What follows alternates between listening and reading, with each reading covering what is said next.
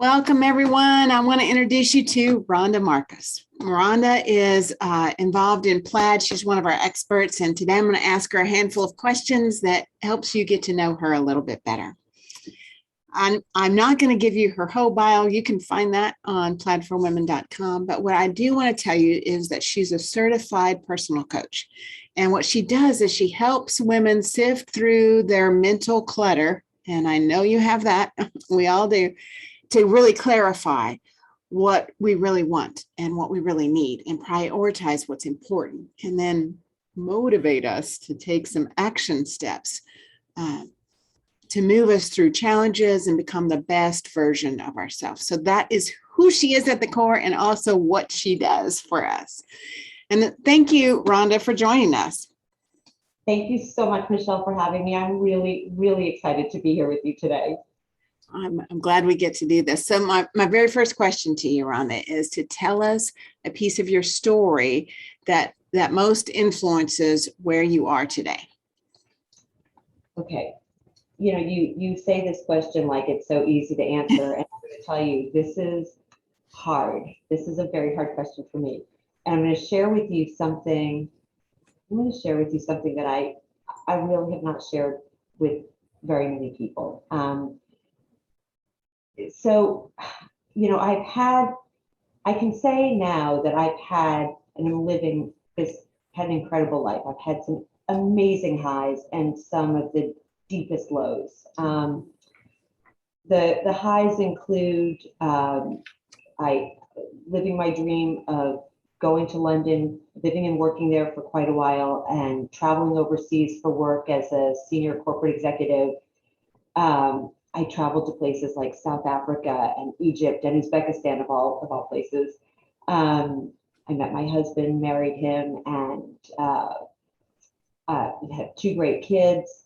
Started a company that was greatly successful. Started another company that really wasn't a success. Loved every step of the way, though. And so those are some of the big highs.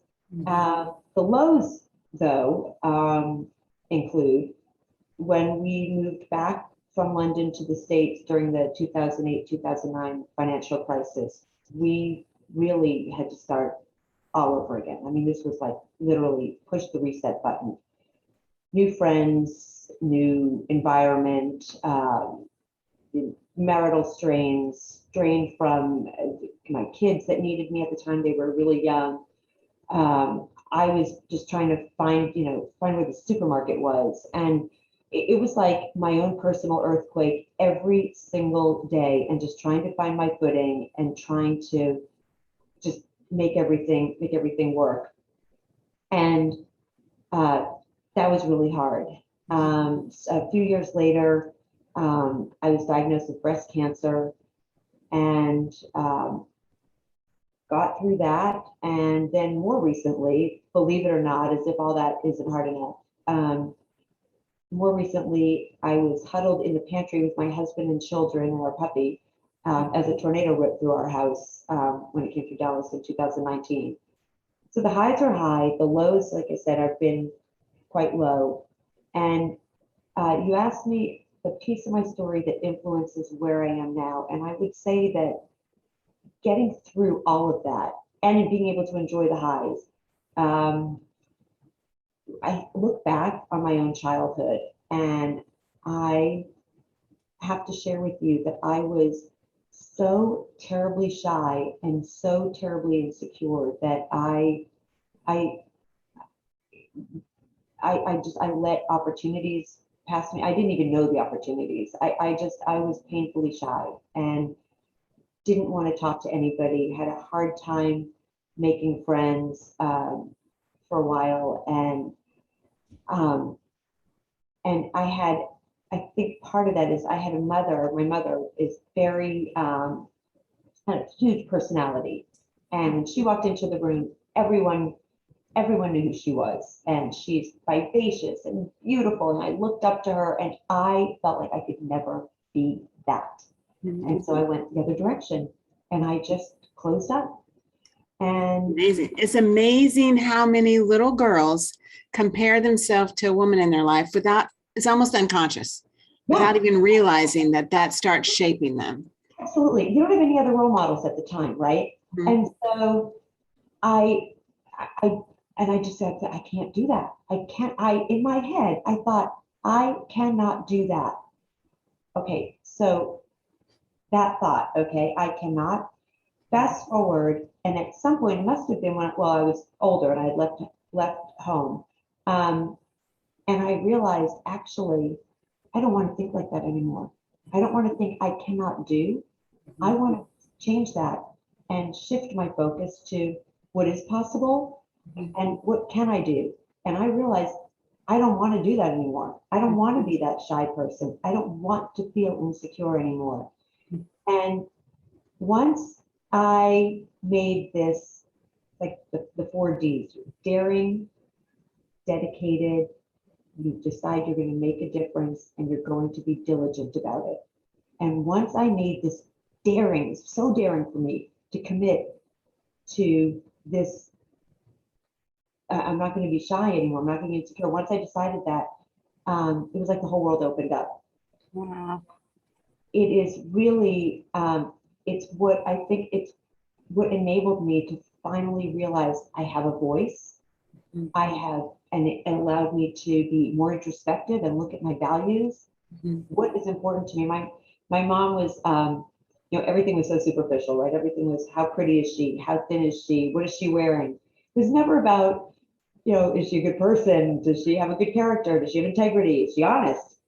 Not it would I never, and it might, and she might have been that way when I was growing up, but I didn't see it or feel it, right? So I don't mean to totally, make her out to be a bad person, because she's not. She's lovely, but that's how I felt growing up. And I realized, though, that when I was able to give myself permission to look inside myself and start feeling, what do I value? What is important to me?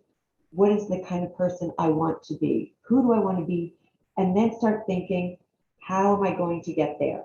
And that's really where I am today in helping women. And I feel like I have been at the bottom in terms of self-esteem and and just that feeling of not being good enough, not being um, I don't know, authentic, really, Right. and realizing that that's not who I am, Right. and being able to take the steps and set the goals and look at my values when I'm doing that, and really be the person that I feel like I want to and can be, and so where I am now, I love coaching women. I love coaching women who are high achievers, who are motivated to do better. You know, even a woman who on the surface has a fabulous life. I find that when I start talking to them, there's always something that they say, I wish I had a better relationship with fill in the blank. I wish I was more involved with maybe a community thing. There's always something, because as an achiever, you're always looking to move forward. You want to move yourself forward. It's how we grow. And I feel like those experiences of growing up and pushing myself past all that is what's really helped me to Yeah, the absolutely. Because it shaped you in a way that you can really identify with people that are trying to overcome something. It's the same. I think we all have a very similar story in that there was a standard. We didn't measure up to it. And then one day we realized, oh, I don't even want that standard. You know what? So yeah, it's that shift.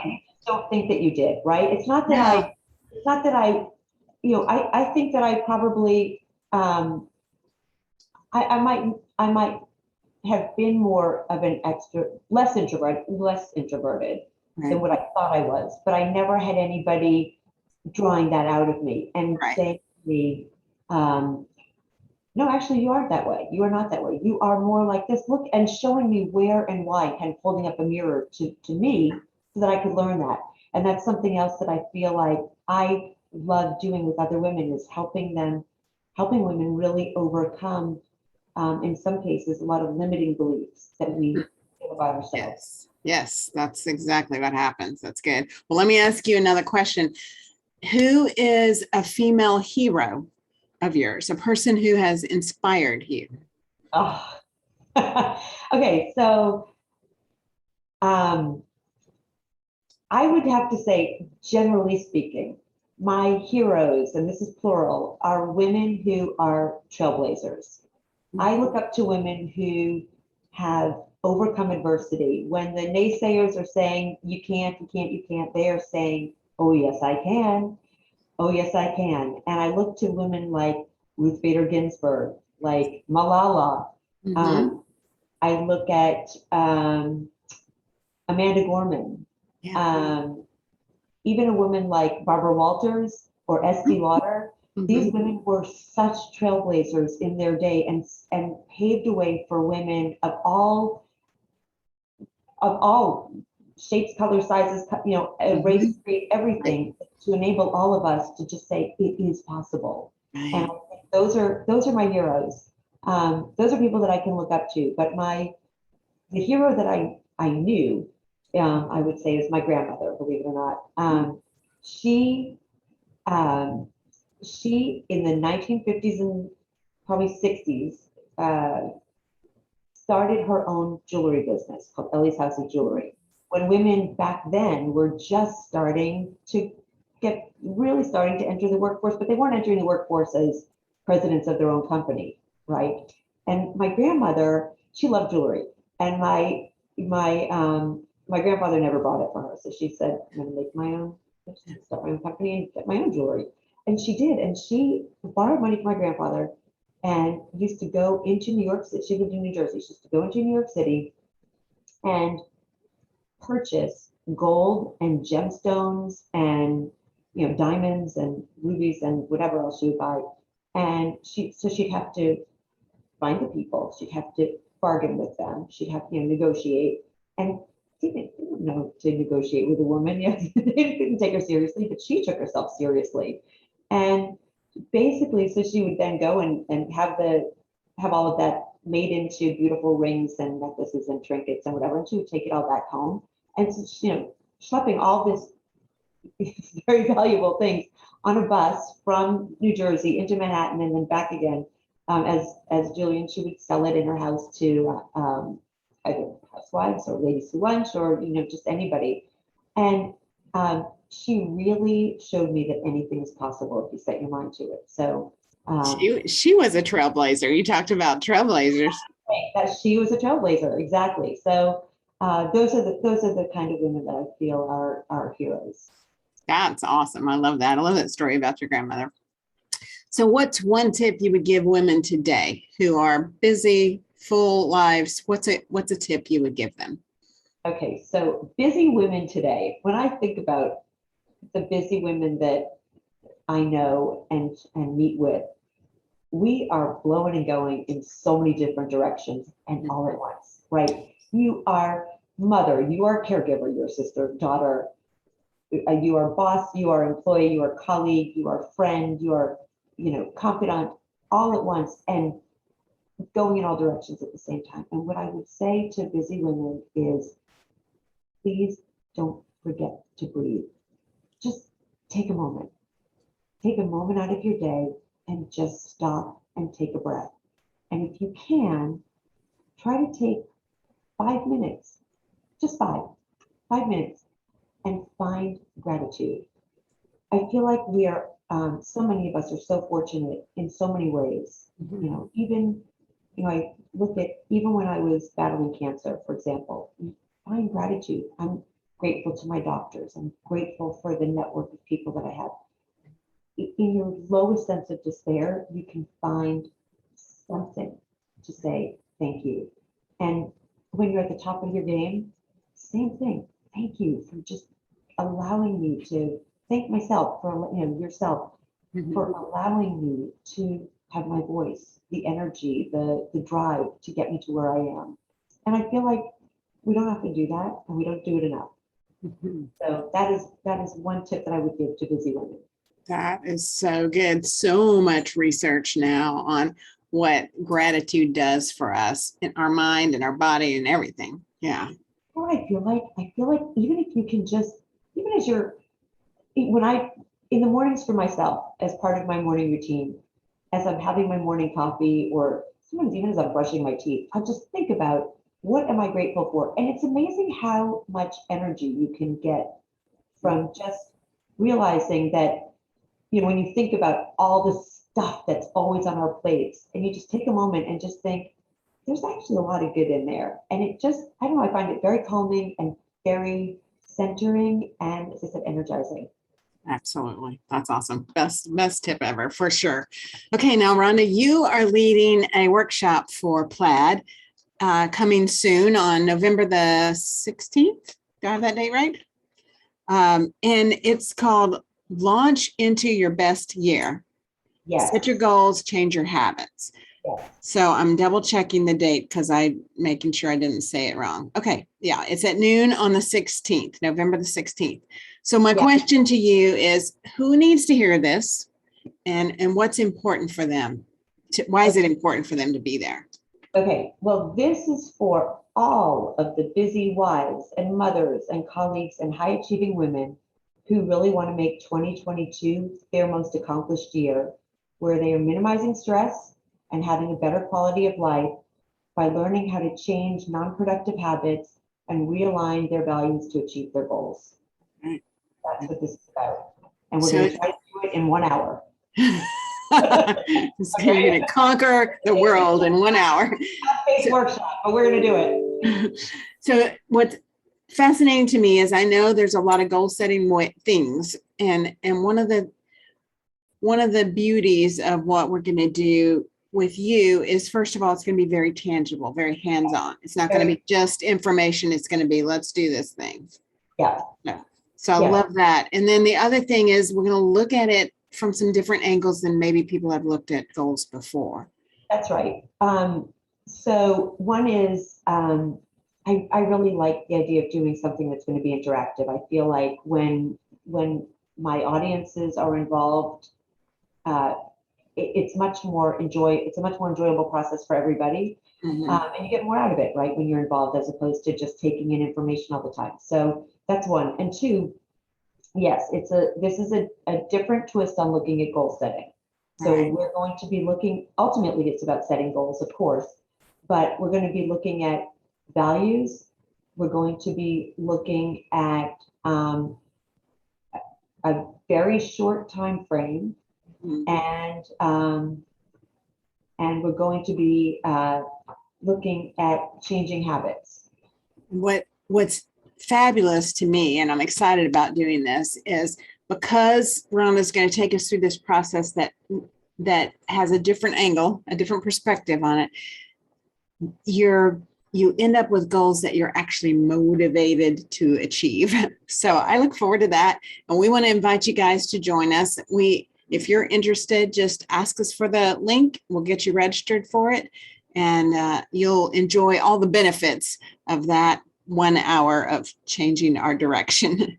So thank you, Rhonda. It's been great to get to know you a little bit better, hear some of your stories, and make you a real tangible person. We recognize, oh, you really, really do exist, and you really are like us. Thanks, Michelle. This has been so much fun. I really enjoyed it. I enjoyed it too. So join us in November for this Launch into Your Best Year workshop. We'll see you then. Bye-bye. We're going to have fun. Okay, thanks.